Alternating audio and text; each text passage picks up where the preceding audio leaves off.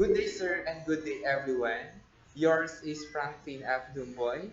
I and Sir Benjamin A. Pagpagitan will present and discuss as well our topic, which is all about environmental geology and Earth resources. Without so much further ado, let's begin our discussion. The Earth is the most precious place for us. However small, compared to the other planets, the Earth and all the materials in it supplies us the things we need in order to live. The Earth's solid part, or the lithosphere, is where most vegetation and living things grow. Its bodies of water, or the hydrosphere, allow the nurturing of the marine life forms that we rely on for food. Its envelope of air, or the atmosphere, contains the gases that living things require in order to live. Because of this, life as we know it is possible only on Earth at this point in time. We have identified in general the things that our Mother Earth supplies us in order to sustain life.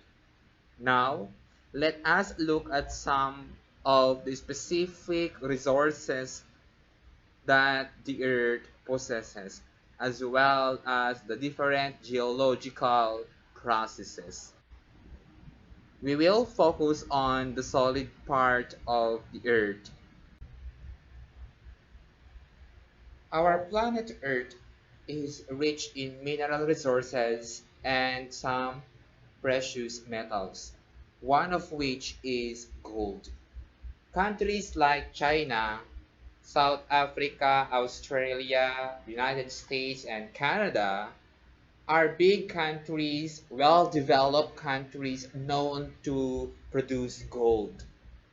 And as we know it, mining is one process of acquiring gold. And this process used or uses rather a chemical known as the cyanide. And cyanide is a highly toxic substance used by the international mining community to extract gold and other precious metals through mining of high-grade ores and heap leaching of low-grade ores. The use of this harmful substance impose environmental problems and threats to the astonishing home of biodiversity. Cyanide is extremely toxic to birds and mammals. When it spills, it contaminates drinking water and kill birds and fish. Take a look at this picture. This gold mine in the Black Hills of the United States of America in the state of South Dakota has disturbed a large area of land. This site also contains cyanide leach piles and setting ponds that are highly toxic to wildlife in the immediate area. As what I've said a while ago, mining poses different environmental problems, and its adverse effect can be widespread when the different geological processes takes place. What are these dynamic processes? Dynamic processes move matter within the earth and on its surface, and it can cause volcanic eruptions, earthquakes, tsunamis, erosion, and landslides. Volcanic eruption, earthquakes, tsunamis, erosion, and landslide are what we call geological processes. They are covered under geology. What is geology?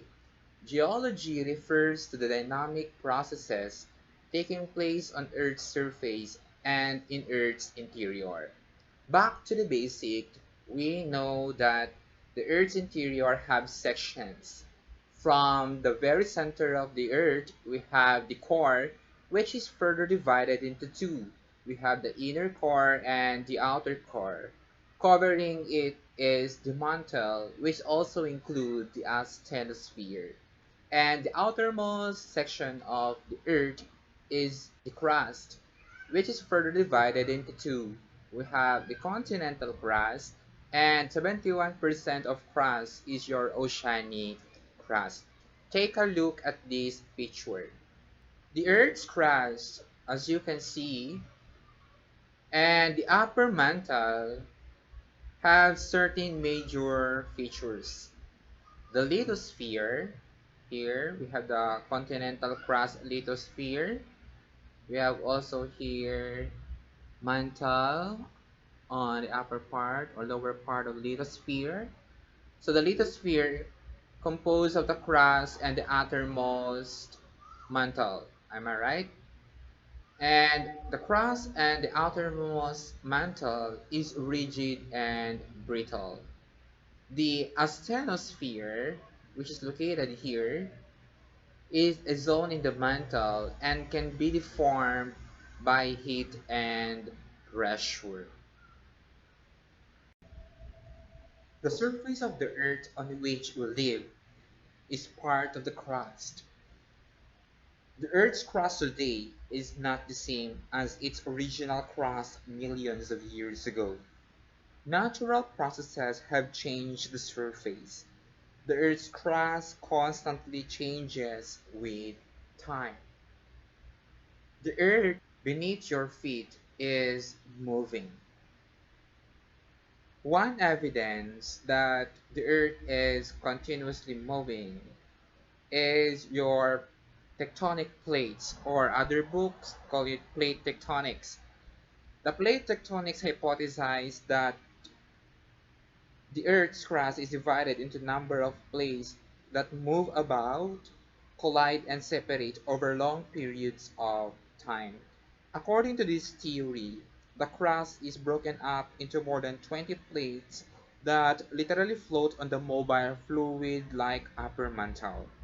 Some plates are continental, others are oceanic, and still others are part or continental and part oceanic. And as the plate moves, different boundaries takes place. We have the three types of boundaries between plates. We have the divergent boundary, which involves the rise of magma and the formation of oceanic ridge. We have the convergent boundaries, which happens in the subduction zone and leads into formation of different trenches.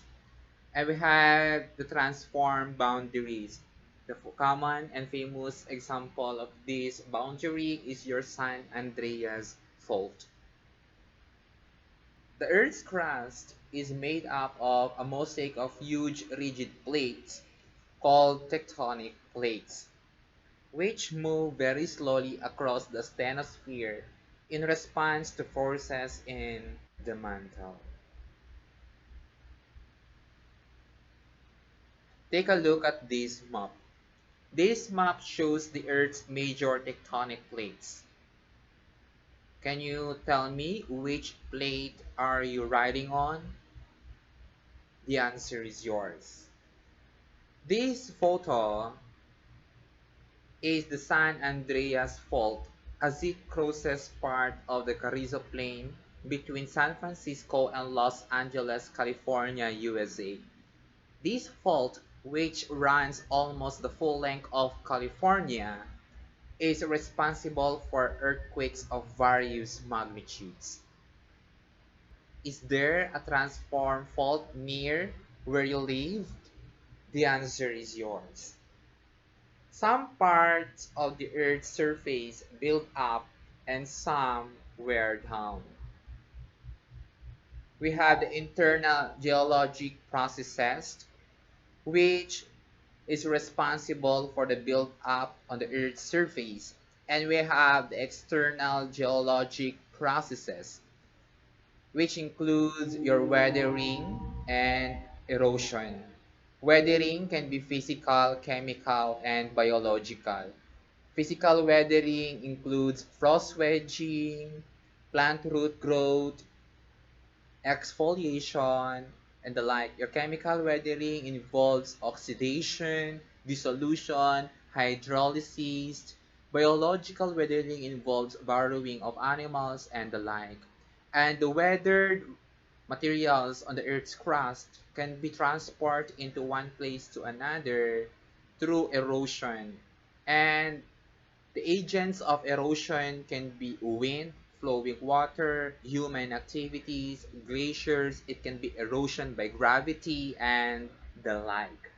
One example of internal geologic processes which cause build-up in the Earth's surface is your volcano. Volcanoes release molten rock from the Earth's interior, and that's what we call magma. Volcanism or volcanic activities bring changes to the lithosphere. During an eruption, for example, volcanic materials or debris gush out of the volcano and fall on its slope and the surrounding areas. As a result, these volcanic materials change the surrounding landscape. So, eruption of volcanoes, the formation of volcano are also examples rather of geologic processes. Despite the destruction volcanic activities bring, geologists view volcanism as a building up process. By adding rocks, either fine or massive ones, the Earth's crust is being built or formed.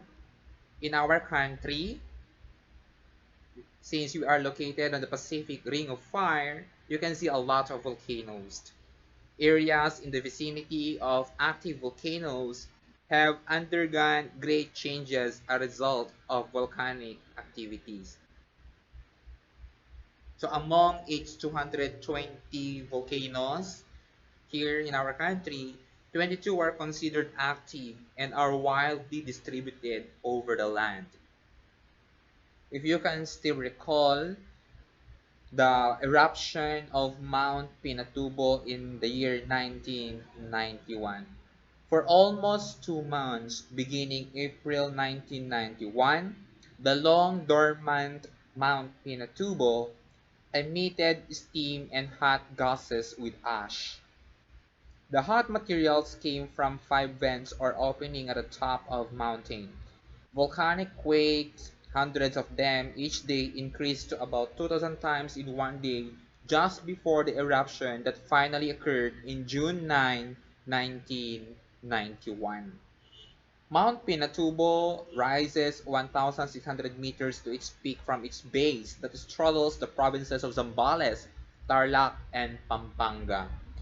During its eruption, in the distant past, some of its volcanic ash reaches nearby countries like Hong Kong, Singapore, and the like based on the records. Though there are harm and dreadful effects of volcanic eruption, there are also benefits of volcanic activity. One of which is it makes the soil fertile in due time.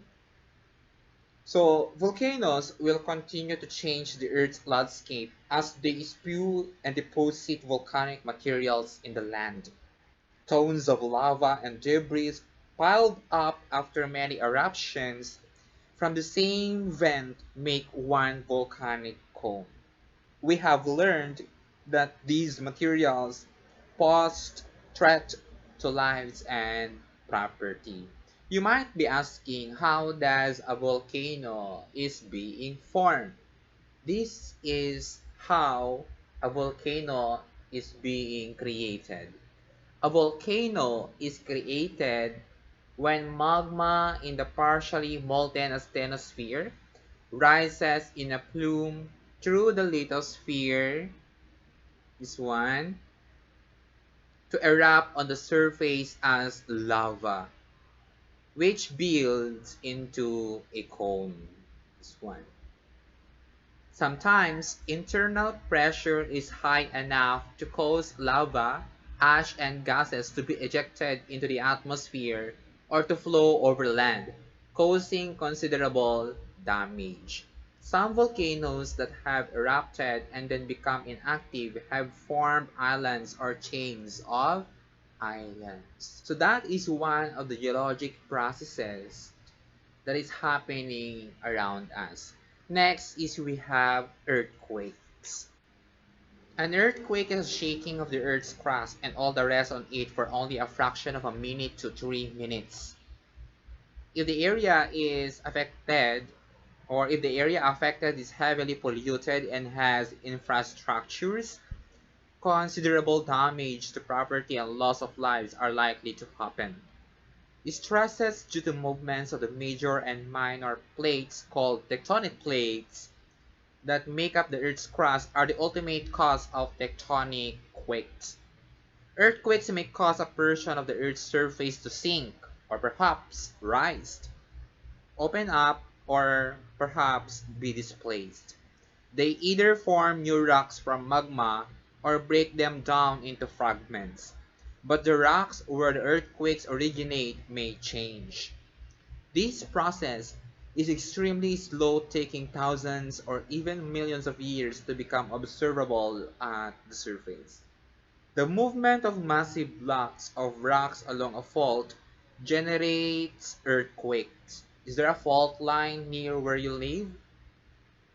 A fault is an extremely long and deep break or crack with one block being displaced with respect to the adjacent block. The displacement releases or reduces the stresses on the rock and at the same time propagates seismic waves that travel through the earth. So an earthquake releases seismic waves. It has a focused epicenter and it is measured by its magnitude and amplitude. So earthquakes are measured either in terms of the extent of damage caused and the amount of energy released. Many people nowadays are still confused with the difference of magnitude and intensity. Magnitude and intensity measure different characteristics of earthquakes.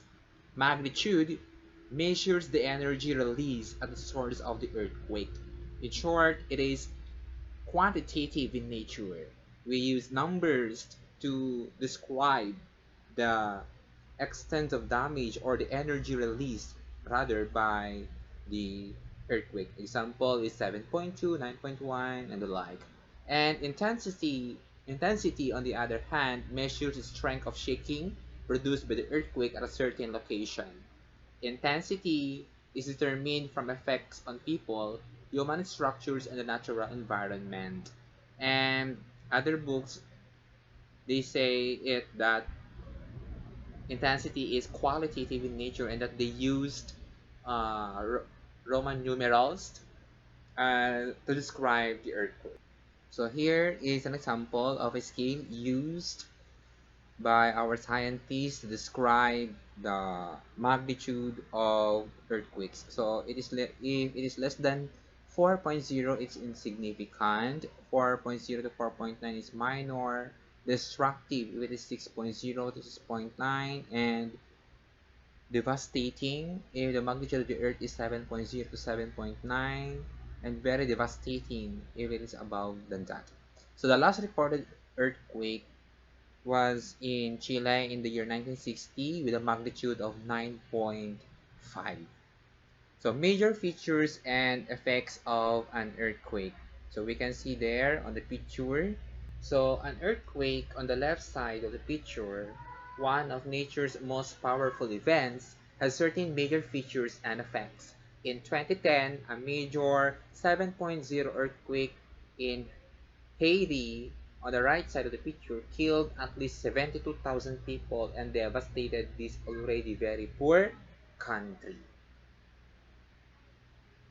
Here is a map that shows earthquake risk in the United States. This one. So the red color here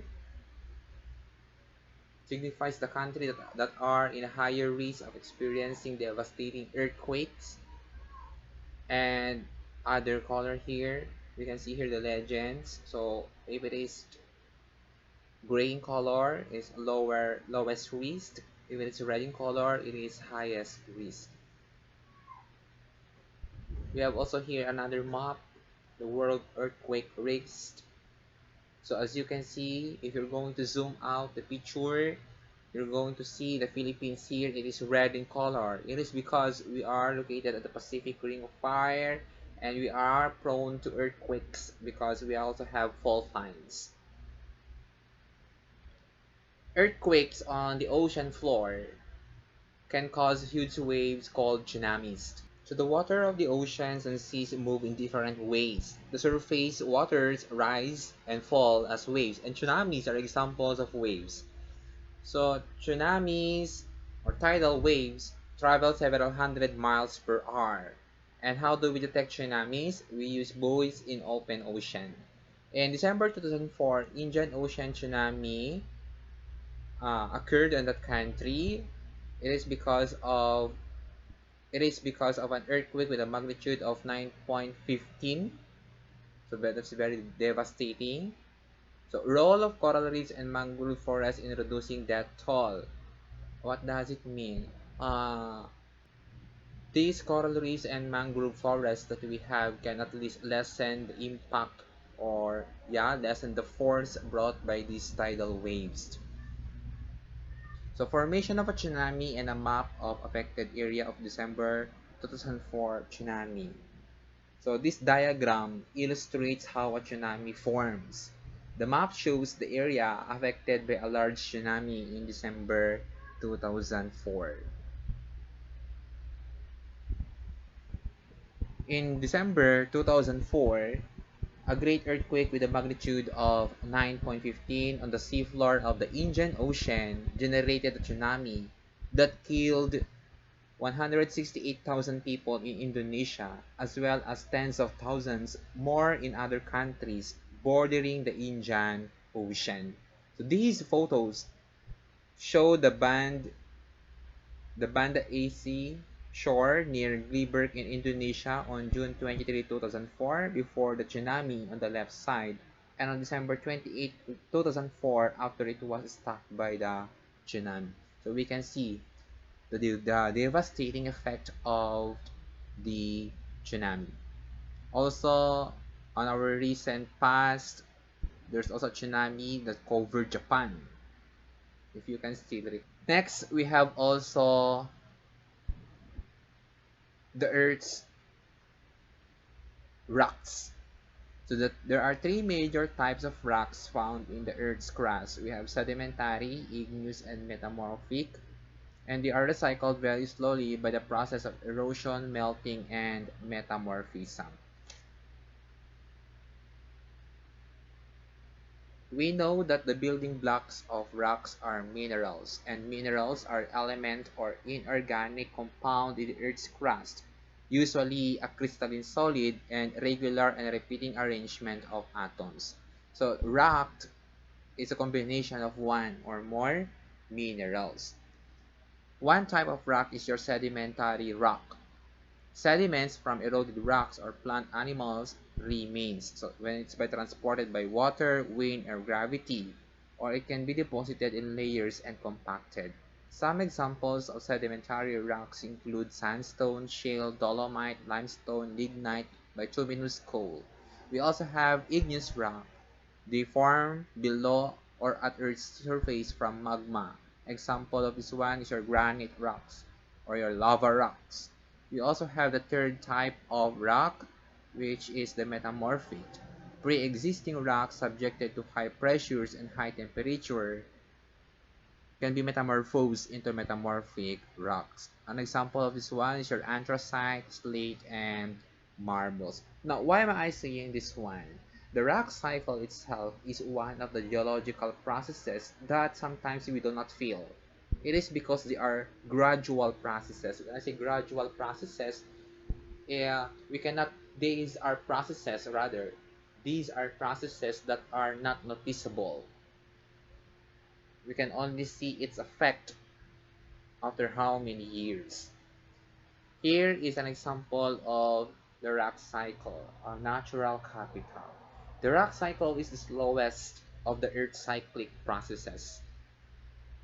Unlike earthquake, unlike tsunami, unlike what we call this one, volcanism, the rock cycle is the most unnoticeable geologic processes. Rocks are cycled over millions of years by three processes: through erosion, melting, and metamorphism, which produce sedimentary, igneous, and metamorphic rocks.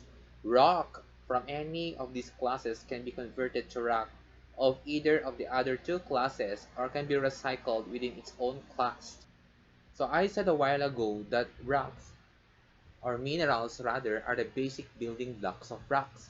So what are mineral resources and what are their environmental effects? We can make some minerals in the Earth's crust into useful products, but extracting and using these resources can disturb the land, erode soils, produce large amounts of solid waste, and pollute the air, water, and soil.